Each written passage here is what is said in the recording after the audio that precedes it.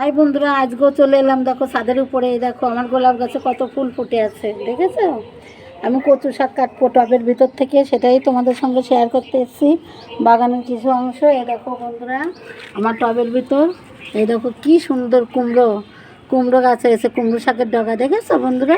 টবের ভিতর আত্মজ্বালা হয়েছে, দেখো। এই দেখো দেখো বন্ধুরা, তেলা কচু শাক। এই শাকটা আমি আজকে নেবো না, আজকে আমি কচু শাক কাটবো। এই দেখো কি সুন্দর ডগা, কচি কচি ডগা তেলা কচু শাকে, দেখেছো? আমার তো একটু সুগার আছে, যাদের সুগার তাদের এটা খাওয়া ভালো, এই জন্য আমি টবে লাগিয়েছি। এই দেখো। আর এই দেখো কলমি শাকগুলো, দেখো বন্ধুরা একবার কি মোটা ডগা। আমার কম বেশি এমন কোনো গাছ নেই যে আমার ছাদ বাগানে নেই, কম বেশি সমস্ত রকমই গাছ আছে। আর লঙ্কা গাছ শুধু একবার দেখো, এই দেখো কি সুন্দর ফুল এসছে লঙ্কা গাছে, দেখেছো? এই দেখো লঙ্কা গাছে ভরে গেছে টবের ভিতরে। আর এই যে দুধমান কচু শাক, এগুলো আমি এখন কেটে নেব বন্ধুরা।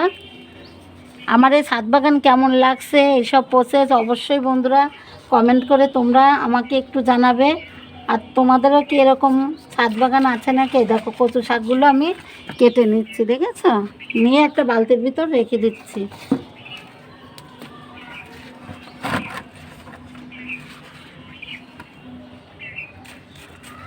এই যে সমস্ত কচু শাকগুলো আমি কেটে নেব। বালতি কচু শাক হয়েছে, দেখো বন্ধুরা। এই যে আমার ছাদ বাগান থেকে আমি টব থেকে কেটে নিয়েছি, পুরোপুরি এক বালতি হয়ে গেছে কচু শাক।